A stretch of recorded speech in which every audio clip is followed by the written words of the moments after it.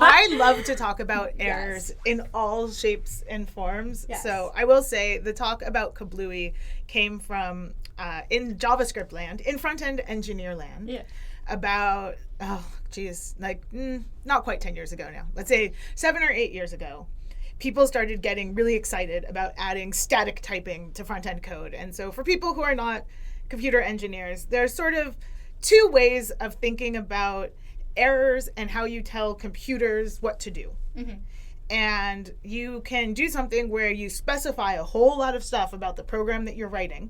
Right. And then if the computer looks at that and says, oh, this logic doesn't hold up, it just won't build your program and it won't run your program and it will send you to jail and you will be sad because you did not write good code.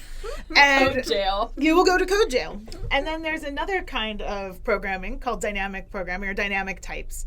And in that case, you don't tell the computer as much about what's going on and it will always run the program. And then sometimes the program will blow up in your face because you made a mistake and your logic wasn't perfect. And this is an ongoing sort of battle within computer science, static and dynamic typing, what's better. And historically, sometimes one is on top, sometimes the other one is on top. And JavaScript, which is the main language of the web, is a dynamically typed language.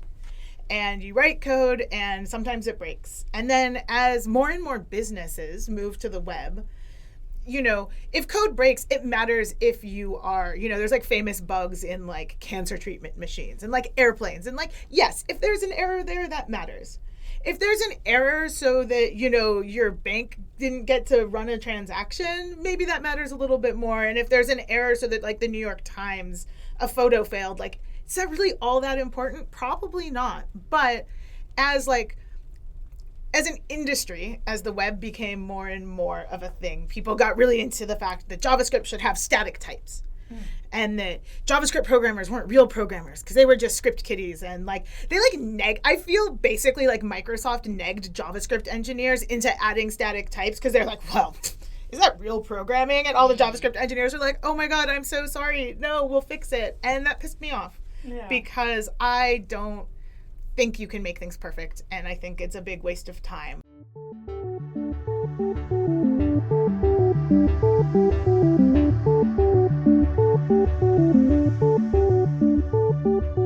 Welcome to another episode of Tech in the Arts, the podcast series of the Arts Management and Technology Laboratory.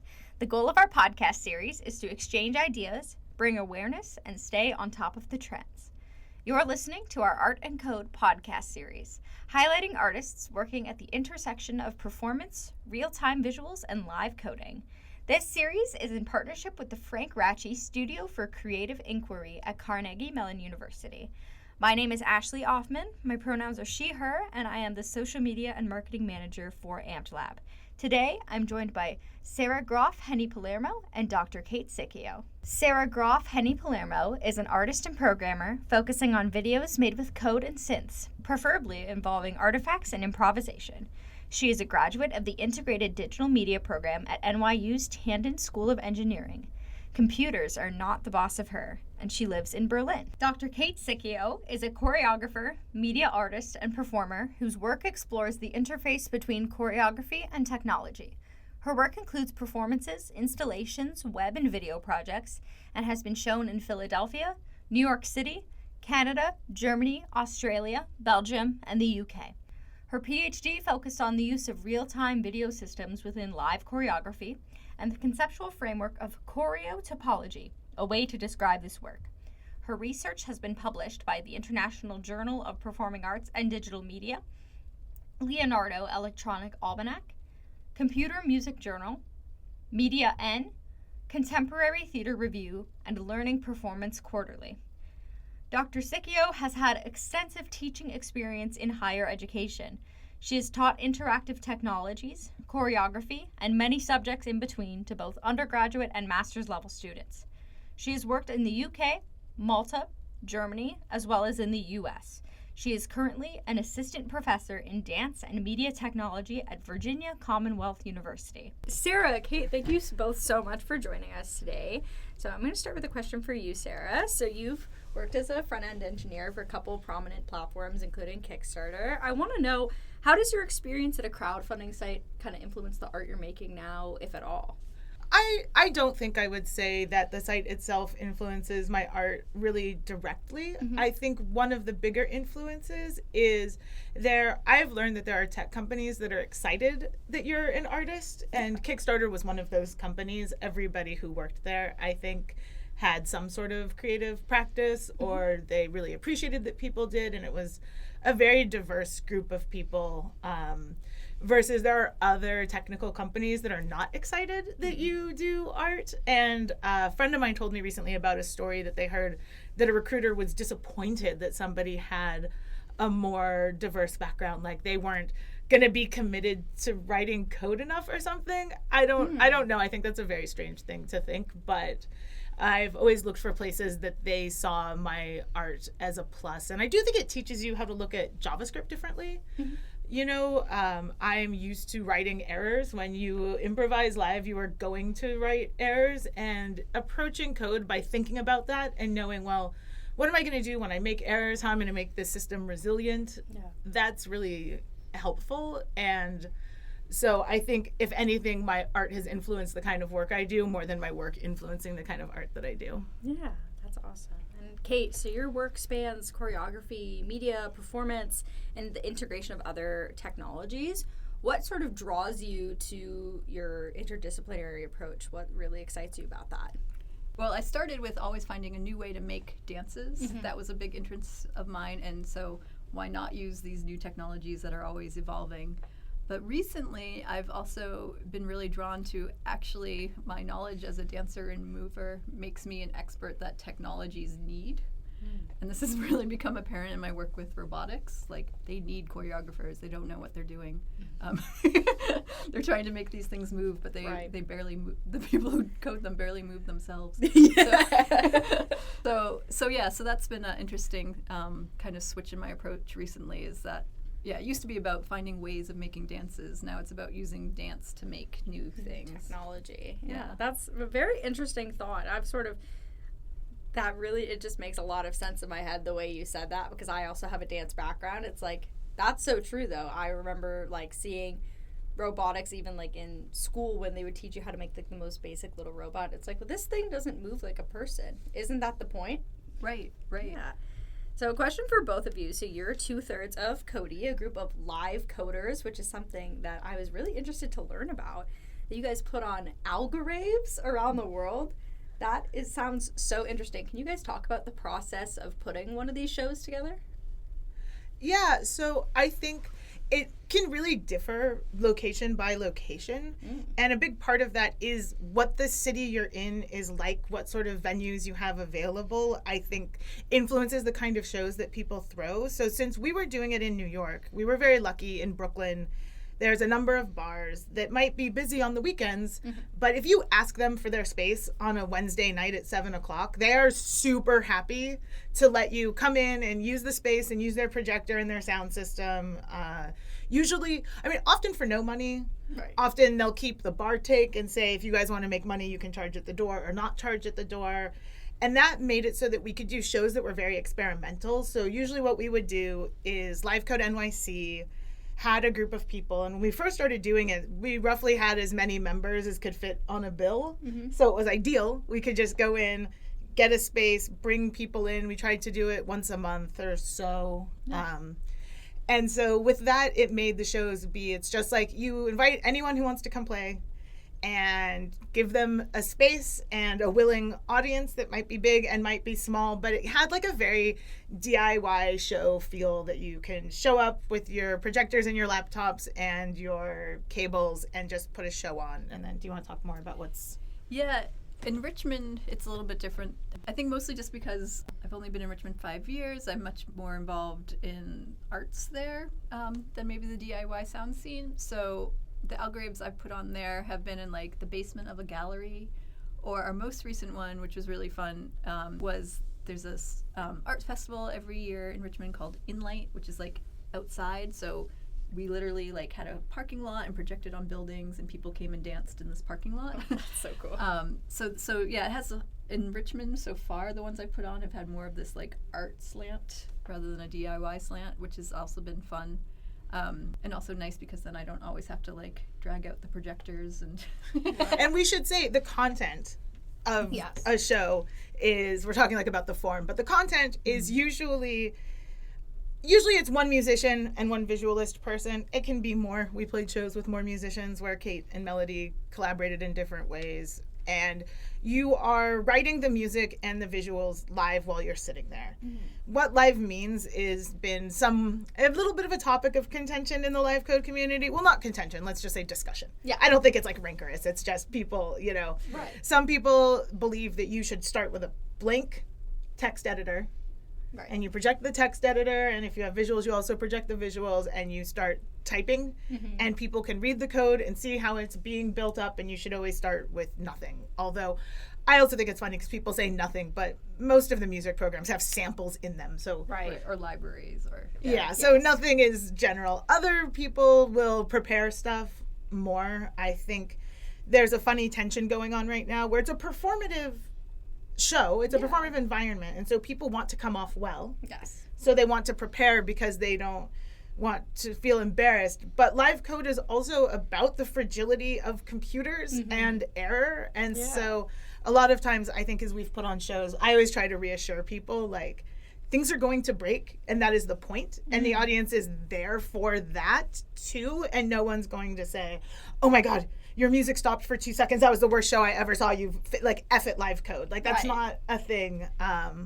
Yeah, failure's always kind of been part of the aesthetic, and I feel like people are not wanting to do that so much now. They have a lot of pre-programmed things that they're just commenting in and out rather than actually typing and making the typos and Like a rehearsal, like you want, like it's very interesting kind of what you're discussing of like there's a beauty in failure, and I think there's something of having like that preparation, that rehearsal, if you would, if it was a completely live performance. Kate, when you have dancers in your Richmond space, are they improving, or is it something where they're rehearsing sort of ahead of time? They've got like sort of a form and a structure that they want to follow, and they're playing within sort of a defined parameters. Yeah, it's a little of both. So it is a visual, like usually I'm working with scores and this idea of like something to follow while they're improvising. So it's not completely like an open space.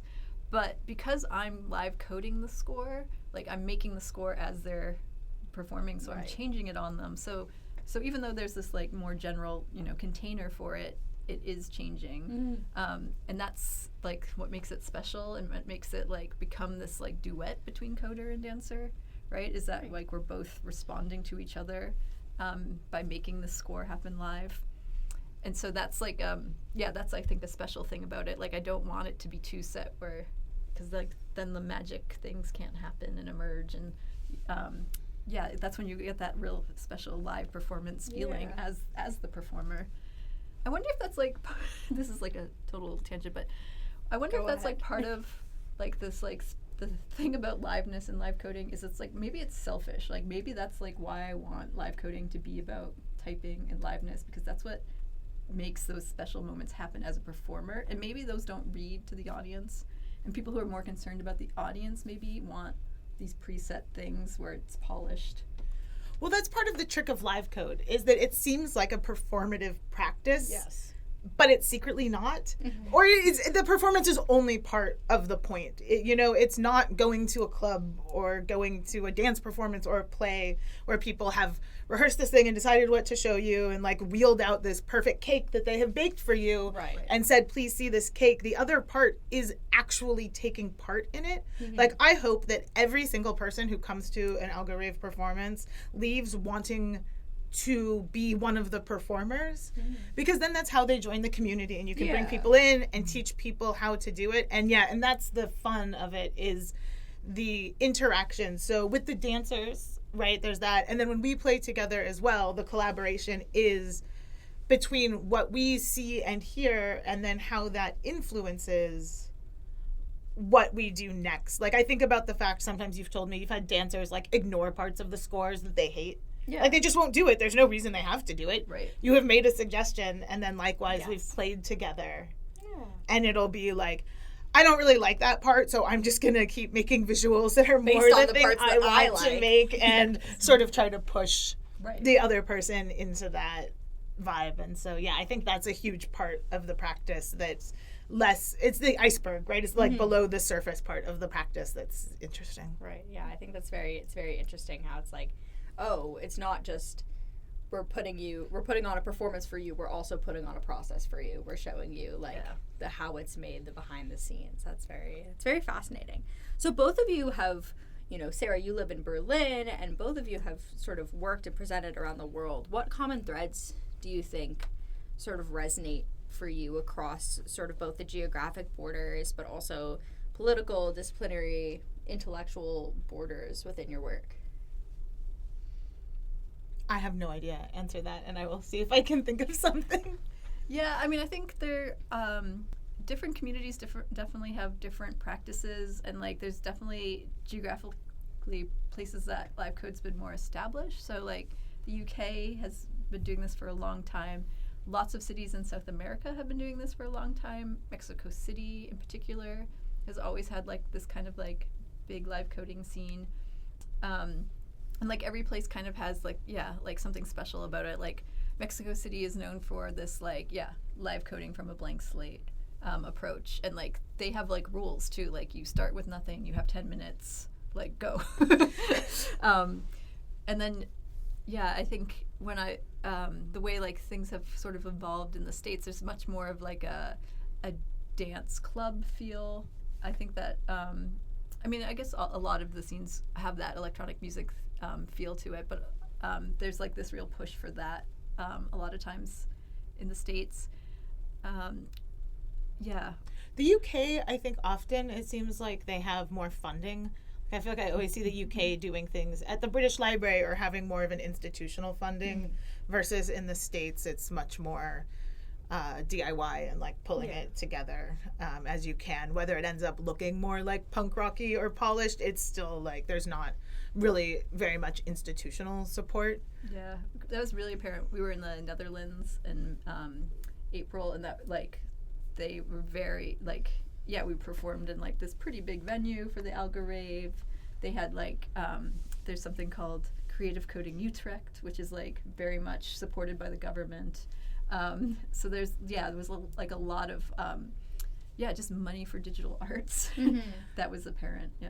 Well, so maybe something also that's interesting about the interaction of borders and our practices is computers often like try to make it seem like there's one right answer, right? In computing, there's very often like this is the way you do it, and sometimes people fight about whether their way is the one true right way. But computing seems very interested often in being right.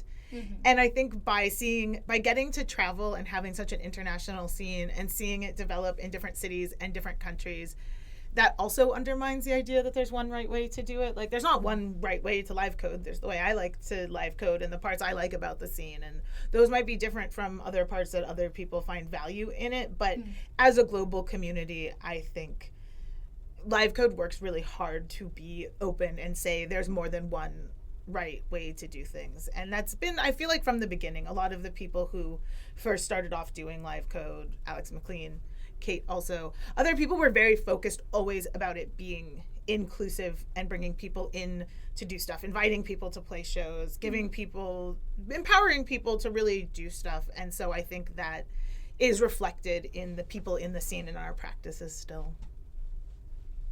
That's awesome. I want to go back to Sarah. The common thread sort of in our discussion so far has been sort of in the beauty of errors. And I listened to your talk from a few years ago, Kablooey. I thought it was very fascinating just talking about the beauty of errors and sort of straying away from like that kind of anger that you spoke about, that sort of contention of like, oh, this live code performance isn't perfect. There's errors going on, sort of F you live code. So as you said, can you expand a little bit more about like an error that you've seen in live code that has been a really... I'm going to pause for a second. And this is an error that I'm having right now. I love to talk about errors in all shapes and forms. Yes. So I will say the talk about Kablooey came from in JavaScript land, in front-end engineer land, about, not quite 10 years ago now. Let's say 7 or 8 years ago. People started getting really excited about adding static typing to front-end code. And so for people who are not computer engineers, there's sort of two ways of thinking about errors and how you tell computers what to do. And you can do something where you specify a whole lot of stuff about the program that you're writing. Right. And then if the computer looks at that and says, oh, this logic doesn't hold up, it just won't build your program and it won't run your program and it will like send you to jail and you will be sad because you did not write good code. And Code jail. You will go to code jail. And then there's another kind of programming called dynamic programming or dynamic types. And in that case, you don't tell the computer as much about what's going on and it will always run the program. And then sometimes the program will blow up in your face because you made a mistake and your logic wasn't perfect. And this is like an ongoing sort of battle within computer science, static and dynamic typing, what's better. And historically, sometimes one is on top, sometimes the other one is on top. And JavaScript, which is the main language of the web, is a dynamically typed language. And you write code and sometimes it breaks. And then as more and more businesses move to the web, you know, if code breaks, it matters if you are, you know, there's like famous bugs in like cancer treatment machines and like airplanes. And like, yes, if there's an error there, that matters. If there's an error so that, you know, your bank didn't get to run a transaction, maybe that matters a little bit more. And if there's an error so that like the New York Times, a photo failed, like, is that really all that important? Probably not. But as an industry, as the web became more and more of a thing, people got really into the fact that JavaScript should have static types. And that JavaScript programmers weren't real programmers because they were just script kiddies. And like, they like I feel basically like Microsoft negged JavaScript engineers into adding static types because they're like, well, is that real programming? And all the JavaScript engineers are like, oh my God, I'm so sorry. No, we'll fix it. And that pissed me off because I don't think you can make things perfect, and I think it's a big waste of time to try to make it perfect. And so that talk and a lot of work I do is about the inevitability of errors and that you're imperfect. There's a really great book called, I think it's On Mistakes. I can't remember the author. I'd have to look it up. But she talks about how errors in some way are like this existential threat to us because it means that something you thought and the way the world worked has a gap. And you can look at that as this awful thing that, like, the Platonic way, like, you don't understand reality, and reality is this other big thing that we're never going to get to. Or you can look at that as, like, a beautiful space of hope and creativity and triumph, that when you've erred, you've imagined something, and, like, that's really awesome. So I think that's why I'm always interested in errors for the existential reasons and the practical industry reasons. Yeah, no, that's awesome. I feel like education has always been a very safe space for errors and for that kind of creativity and imagination, specifically teaching and specifically in the arts. You know, I come from an arts background too. I have my undergraduate degree in musical theater, so that's definitely a space. I feel like there's a combination of both, like, oh yes, your error is beautiful dance. I had this professor, Pearl Ann Porter, and always what she would say to us was that she jazzes. She's not a dancer. She's just jazz. And that's always been something that's really stuck with me. It's like, oh, you didn't mess up. You jazzed. You jazzed. Right. And that did happen with, so when we live code, I use a framework I made myself. It's built on web technologies. And browsers are very forgiving environments. Browsers want to try to run what you have sent them. Yeah. And if it's broken, they'll be like, I'll try to fix this. But that means that I ended up making errors when I was coding that instead of failing, just made cool stuff happen. So like I did an animation and it kept restarting every frame counter cycle instead of continuing because I made a mistake. But then that meant that like instead of rotating in a circle, it like shook back and forth, and it was like a very like characteristic movement that trying to write that animation would have been so much harder and more irritating than like creating the animation by messing up. So yeah. Oh, that's so cool. That's very interesting. Kate, I want to talk to you a little bit more about sort of your work now. You're teaching at VCU in dance and in media technology. I want to know kind of how is both your training but then also your experience with teaching in these fields, how are they playing together? How is your training and your experience in live code influencing your teaching? Are you, when you're working with dancers, you know, are you kind of training them to work in these new fields, or what does that look like for you? I'm very curious. Yeah, I think when when I teach like a choreography class, I do try to bring in some sense of digital tools, but for the most part, I think I'm interested in students. One thing I get a lot in like dance comp is like, I don't know where to start, or, oh, I want to start with this piece of music. I'm like, well, okay, but then the dance becomes about that piece of music and not necessarily about what you want to dance about. That's a whole thing. But also, like, I think one of the things is like, to get into making choreography, you really need like a system, or you need like a process, right? And I think that's where the live coding comes in, or like my work with technology comes in, is like, sometimes I do give assignments with using tech, like digital tools, but most of the time it's like, okay, what are you doing now to like start making movement? Are you taking a gesture? Are you developing the motif? Are you like, what is your system for doing that? Like, and I think that's something that I think helps students realize like, oh, I don't have to like just come up with all this movement. Like, actually I can like take this one phrase and keep developing it. And actually that might actually make a nicer composition anyways, because then I have these like hooks for the audience. Like, they'll recognize this gesture, but they'll realize it's on the foot now instead of the hand. Or so like giving them systems to work out what they need to make, I think is what I tend to do when I'm teaching that kind of class. I also do teach like live coding and creative coding classes, and I think what makes me different in when I'm teaching those classes is like I make students perform and get up and walk around and do stuff with their bodies, or like this embodiment of code, which they're definitely not getting from other coding teachers. So like I guess it feeds both ways, right? And that's what's really special about my position at VCU, is that I am in this hybrid position where I teach in these two departments and can make those two things happen. Yeah. Awesome. Going to kind of continue on to that. So in your PhD research, Kate, you coined the term choreotopology. Right. Describing the use of real-time video systems in live dance. Can you explain this concept to our listeners, and how have you grown and adapted it from your research and your dissertation to now? Yeah, so when I was doing my PhD, I was really interested in video projection within dance. So yeah, concert dance with something on the back screen. In particular, I was interested in when those visuals were happening live through a camera system. So my PhD was a long time ago, so we had like CCTV cameras, and I'd like make these infrared lenses and stick them on, and like basically get composited adapters and put it through the computer and do some computer vision-y techniques to make like these optical flow systems for movement. And so basically for the PhD, I was kind of figuring out, okay, if you're going to use this system, how do you choreograph it? So again, this idea of choreographing systems. And it really became obvious that whatever movement you're doing in the physical space on the stage is happening simultaneously in the camera and in the projector and in this like greater composition. And I was like, okay, so there's these like different spaces that it's all happening in, and they're all connected through this one movement.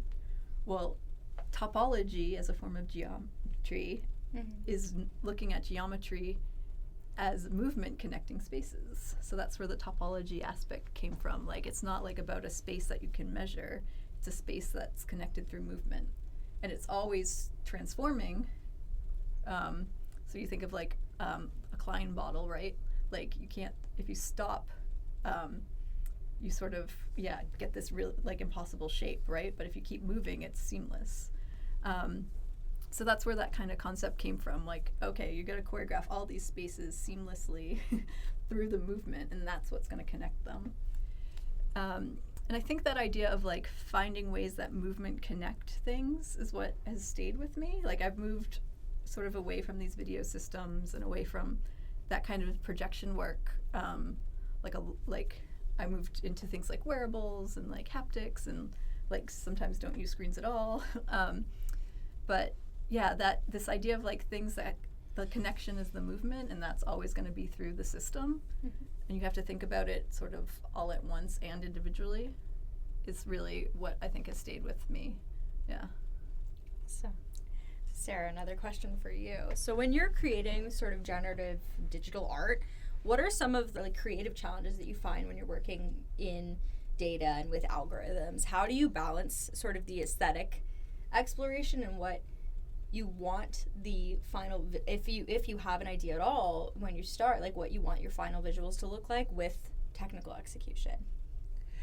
For generative work, I think the most important part of a system is creating a system where it's easy to make the thing that you want to make, so that I'm not thinking about everything all at once. So La Habra, which is the library I created to do my visuals, it's an SVG library.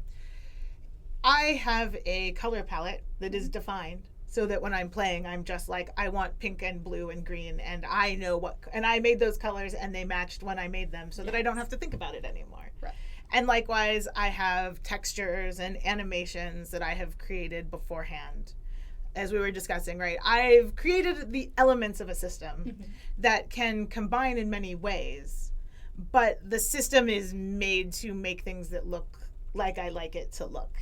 And then I've done lately more layering of different tools and systems. So now I'll make the SVGs, which are like these flat images with sort of elements appearing and disappearing and animations. And then now I've started feeding them into other systems, into glitch emulators or video emulators, or also analog video systems.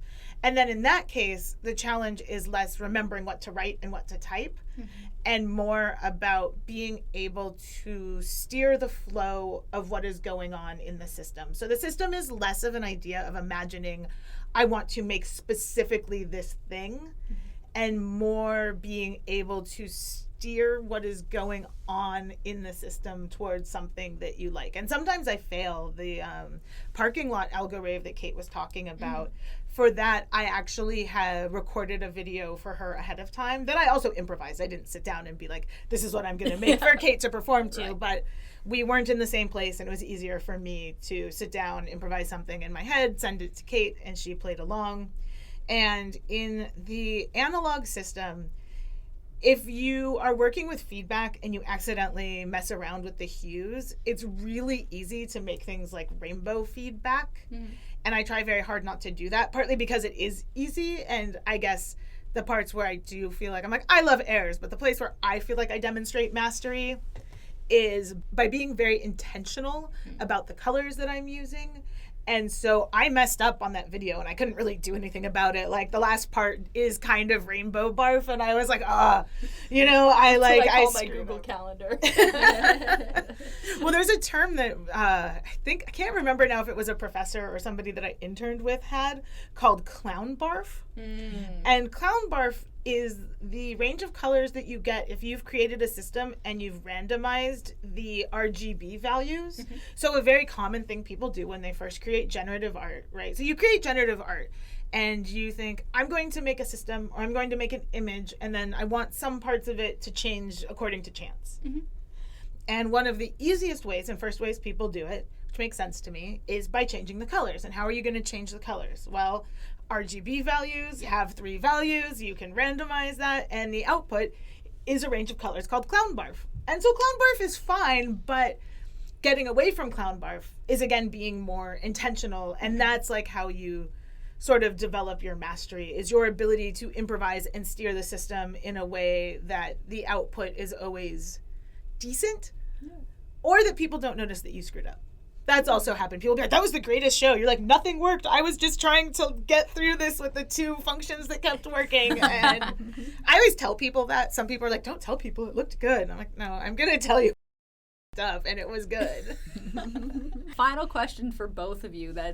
It's big, it's lofty, it's maybe about 10 words long, but they're the most scary 10 words that I could put together, and they're probably actually more than 10 words. For both of you, what exciting possibilities or opportunities do you see kind of coming up for people that are in your unique positions of working at the intersection of art and tech and the human experience? I think, the human side of it is really important right now. I think it's safe to say we're both into computation, not automation. And I think that's like, I don't know, just everyone wants to talk about AI, and I don't want to. and it's amazing that you didn't ask us, and thank you for that. Of course. Because that's like not, I'm interested in our intelligence and other intelligences, and not necessarily these generative ones, that like the generative artificial intelligences. And I think we can do more interesting things with just computation, and that's where I want to see humans making art. Yeah, I don't know if I would call it exactly an opportunity, but I feel right now our position is to continue making the case for why computation is interesting in the face of a lot of current art and technology coolness. You know, there was all of the crypto and NFTs, and you know, that was an important place, I think, to articulate why not do it. You know, for me, obviously the environmental part was the easiest reason not to do it. There were other reasons not to do it. And then same with AI. You know, there's so many different ways to know things. You know, I think about that with Kate, like you can know things through the body, or you can know things through an aesthetic practice or art research. And it seems ridiculous to me to spend our time trying to make machines cut off the ways that people know things and obscure the ways that people know things and focus around one kind of theory about knowing things that's not even proven, versus engaging with the tools we have to make different things and find different ways to know stuff together. And I want to say, knowing that is something I got a lot from Kate. So something that I like to tell this story, but it doesn't always come up, is Kate was actually my thesis professor for my master's degree.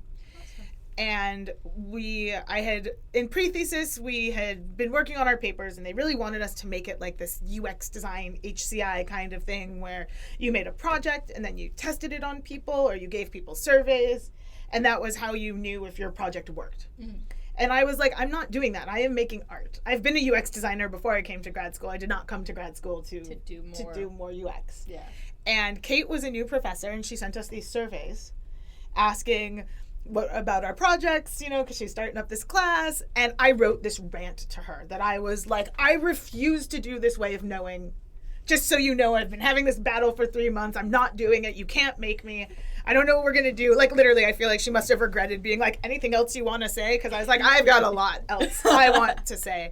And Kate came back and was like, yeah, you know, art research, or research through your art practice, is a way of knowing something. It is a way of understanding something. Here's some articles, read them. And that was a really transformative moment for me.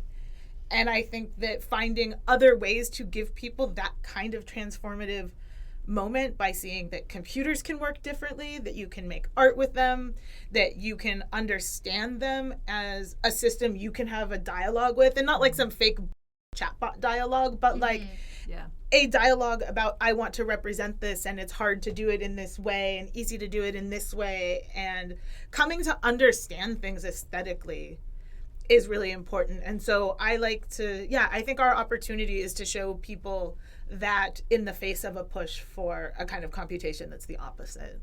Yeah, I feel like we've lost sort of a lot of the humanity of just what technology, like the humanity that can come from technology, just with the pandemic and with people. It seems as if people in a desperate search for connection have actually just disconnected themselves further. What is that bringing up for you?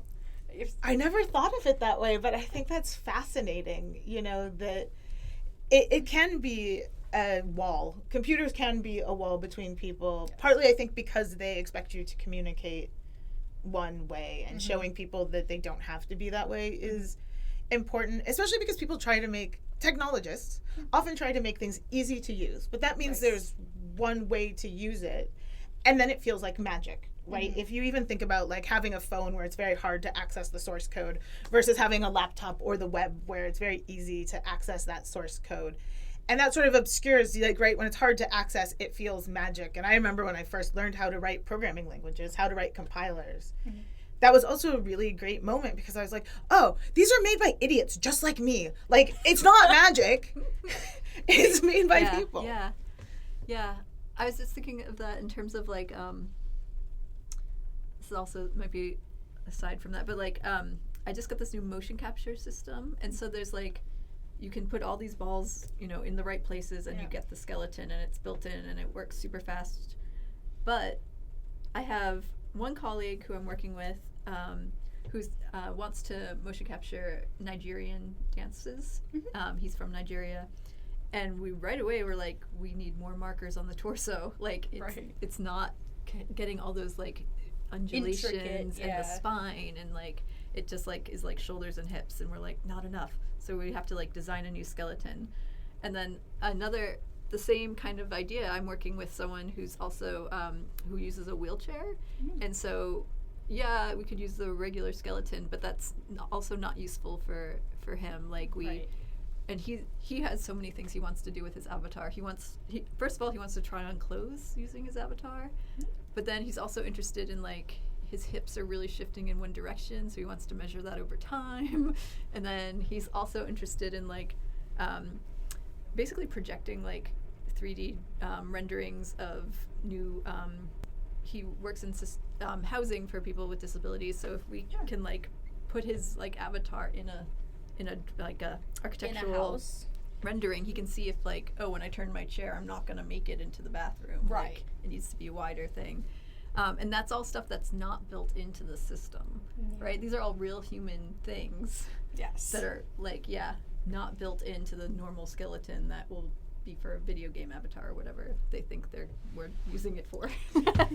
And you can sneak that in because it's art, and so then no one expects it to be business. You know, in business, people would be like, well, how many people are really going to use this, and is it worth our investments and all of this stuff? If that's how you're going to be thinking about it. Right, but you don't even have to make that case when it's art. Yeah. So you can sneak all sorts of fun stuff in, I think. And then you can find solutions that way too. Like, like maybe some of Bill's work actually will like provide a better way for people to design for people with disability. Yeah. But we wouldn't know that until he was like, I want to try on clothes with an avatar. You know, like like he came up with this like project that is kind of out there, and that might lead to something that actually could be better for other people. But if we just stick with what they've given us, we won't know. We need to make the errors first. Yes. That's the gap of creativity and the error. Yeah. I think that is a great place to kind of close this conversation. Thank you both so much again. This has been so enlightening. I feel like I've learned so much about errors. I keep thinking of the woman on TikTok that's like, everybody's so creative with the people that are creating crimes against food. But now I feel like I have a different perspective on how to look at errors and all of this. So thank you both. Thank you for having us. It was really fun. Thank you so much. Absolutely. Thank you for listening to the Art and Code series on tech in the arts. Be on the lookout for new episodes coming to you very soon. If you found this episode informative, educational, or inspirational, be sure to send this to another arts or technology aficionado in your life. You can let us know what you think of this podcast by visiting our website, ampedlab.org. That's AMT-LAB.org. Or you can email us at ampedlabcmu@gmail.com. You can follow us on Instagram at Tech in the Arts or Facebook and LinkedIn at Arts Management and Technology Lab. We'll see you next time.